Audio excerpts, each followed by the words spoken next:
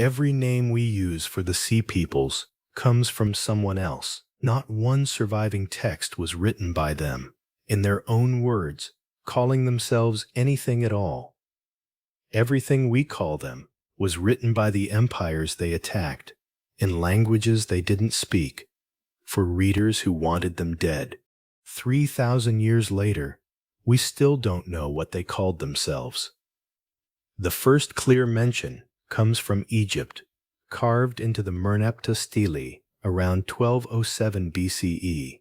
Pharaoh Merneptah boasts of crushing a Libyan-led invasion, and buried inside the victory text are unfamiliar names riding alongside the Libyans: the Ekwish, the Teresh, the Luka, the Sherden, the Shekelesh. Egyptian scribes didn't explain who these groups were.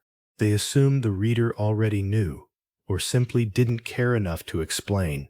As long as the pharaoh had won, 3 decades later, they came back. Around 1175 BCE, under Ramesses III, Egypt faced what its own temple inscriptions describe as a coordinated assault by land and sea at once. This time, the carved reliefs at Medinet Habu don't just list names. They show faces. Warriors wearing distinctive feathered or reed headdresses fight from Egyptian ships in a chaotic naval battle. Oars and mast tangled together, bodies falling into the water. On land, other warriors wear horned helmets, fighting in a battle line alongside war chariots. Most striking of all, the reliefs show ox carts loaded with women and children, trailing behind the fighters. That detail alone changes what kind of threat Egypt was actually facing. The naval battle scene at Medinet Habu is one of the earliest detailed sea battles ever carved in stone anywhere in the ancient world. Egyptian archers line the riverbank and the decks of their own ships, while enemy vessels are shown capsizing, oars snapped, warriors tumbling into water already full of bodies. Whether the actual battle looked anything like this composed, one-sided triumph is a separate question. Temple reliefs commissioned by the winning pharaoh were propaganda first and documentation second. An army travels light and fast. A people traveling with their families in wagons isn't just raiding, it's migrating, and it's bringing its entire population somewhere, whether or not there's room for them when they arrive. Ramesses III's inscriptions name this second wave more specifically: the Peleset, the Checker, the Shekelesh again, the Denyen, the Weshesh. Egypt calls the whole coalition, according to its own scribes, a group whose islands had already been removed and scattered before they ever reached Egyptian territory. That single phrase is doing enormous work. It suggests these weren't people choosing to attack a superpower for no reason. It suggests they were already displaced, already fleeing something else, when Egypt became their next stop. Here's where the mystery deepens rather than resolves. Every one of those names, Peleset, Checker, Sherden, Shekelesh, is an Egyptian transliteration of a foreign word Egyptian scribes were hearing, not reading. We have no inscription in any of these groups' own language identifying who they were, where exactly they came from, or what they called their own homeland. The term Sea Peoples itself wasn't even used in antiquity. It was coined by a 19th century French Egyptologist, Gaston Maspero, trying to give a scattered list of foreign names in Egyptian texts a single, manageable label for modern readers. So the label historians and documentaries have used for over a century, the Sea Peoples, as a unified, coordinated force, may be describing something that never actually saw itself as one thing at all. That uncertainty connects directly to letters we've already seen elsewhere in this series.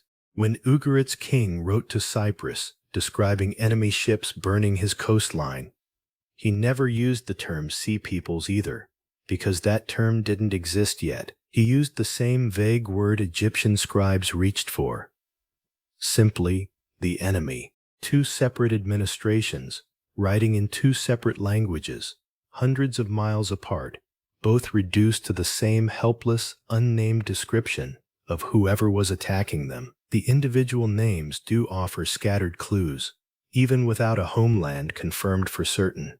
The Sherden are linked by many historians to the island of Sardinia, partly because of horned helmets, strikingly similar to bronze figurines found there centuries later. The Shekelesh carry an equally suggestive echo of Sicily.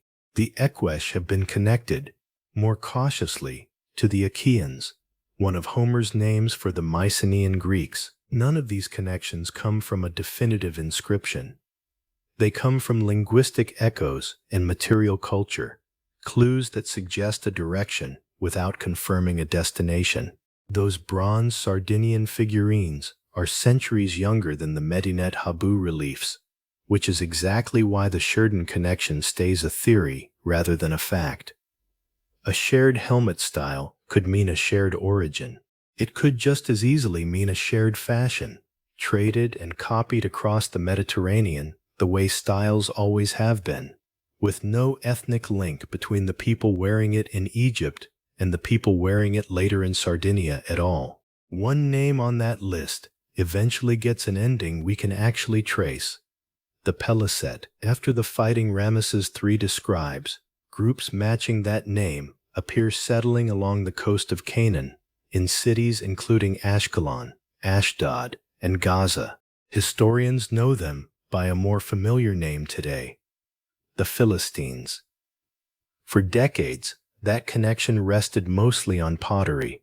Excavators at Ashkelon and other Philistine sites found locally made ceramics strikingly similar in style to Mycenaean Greek pottery, appearing suddenly in the archaeological layers right after the Bronze Age collapse, replacing earlier Canaanite styles almost overnight. Pottery styles can travel through trade, though, without any people actually moving. For a long time, that left the Aegean origin theory for the Philistines resting on suggestive but not conclusive ground.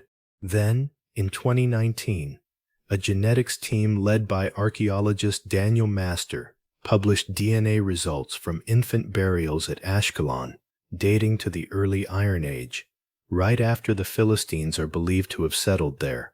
The results showed a sudden appearance of genetic ancestry linked to southern Europe, a signal absent from the earlier Bronze Age population at the same site.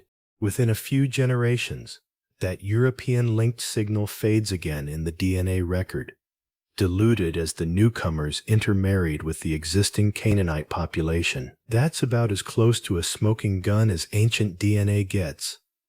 Genuine new people, likely from somewhere around the Aegean, arrived at Ashkelon at exactly the right moment, and then were genetically absorbed into the wider Levantine population within a handful of generations. Exactly the pattern you'd expect from a group of migrants settling in, rather than an army passing through. For the Peleset specifically, at least, who were the Sea Peoples finally has something close to a scientific answer. Displaced people connected to the Aegean world, who ultimately became the Philistines of the Hebrew Bible. It's worth being precise about what the Ashkelon DNA study actually proved and what it didn't. It confirmed new, European-linked ancestry arriving at that one city, at that one moment in time. It didn't hand historians a passport, a hometown, or a single named point of departure. Genetics can tell you people moved. It can't always tell you exactly which harbor they left from, or under what name they called themselves before they got there. But the Peleset are only one name on a list of at least 9. And the DNA evidence answering their story doesn't automatically answer anyone else's. The Sherden, the Shekelesh, the Denyen, the Weshesh, the Teresh, the Luca, the Ekwesh remain far murkier, with theories resting on linguistic hints and scattered artifacts rather than a genetic paper trail. Here's the uncomfortable possibility underneath the whole label. What if there was never one enemy here at all? Only Egypt's own attempt to make sense of an unprecedented crisis by grouping unrelated groups of desperate, displaced people under one convenient name. Mycenaean palaces were burning around these same decades. Anatolian city-states were fracturing under drought and famine. If a dozen different regional collapses were pushing a dozen different populations toward the same shrinking pool of stable land at the same time, Egypt might not have been facing an invasion so much as the visible edge of an entire region's slow motion unraveling, arriving on its beaches wave after wave, whether the people in those waves ever coordinated with each other or not. Ramesses III's own inscriptions actually hint at this without meaning to. He describes the attackers' islands as already removed before they ever reached him, a phrase that reads less like the language of conquerors and more like the language of refugees, people whose homes had already stopped existing by the time they set sail. We may never fully resolve which specific names belong to which specific homelands, or whether groups like the Sherden and the Peleset even saw themselves as allies, rivals, or complete strangers forced into the same desperate migration at the same historical moment. The evidence that would settle it, their own written word describing their own identity, simply doesn't survive, and there's a real chance it never existed to begin with. Some of these groups may not have written at all. That silence is easy to underestimate. Egypt kept scribes, temples, and stone carvers whose entire job was preserving the pharaoh's version of events for eternity. If several of these groups came from smaller, non-literate, or newly displaced communities, they may never have had an equivalent record-keeping system to begin with, meaning no future excavation, no matter how careful, will ever recover a text that was never written in the first place. What we're left with is a strange kind of historical irony. The people responsible for helping end the Bronze Age, at least in the story Egypt chose to tell about its own victory, are remembered today almost entirely through the eyes and the fears of the empire that claimed to have defeated them. Their armor comes from Egyptian carvings. Their names come from Egyptian scribes. Even their unity as a single sea people's phenomenon may be more Egyptian narrative convenience than historical reality. The one piece of them that finally spoke for itself, however faintly, wasn't carved in stone by any pharaoh at all. It was written into the bones of infants buried at Ashkelon, a genetic signature that outlasted every boast, every relief, every triumphant inscription claiming total victory. 3,000 years later, that's still the closest thing to a name they ever left behind. It's a smaller, quieter kind of evidence than a burned archive or an unsent tablet. The two other traces this series has followed so far, but it may end up being the most honest one. Not a message anyone chose to leave for us, just a fact that simply couldn't be erased.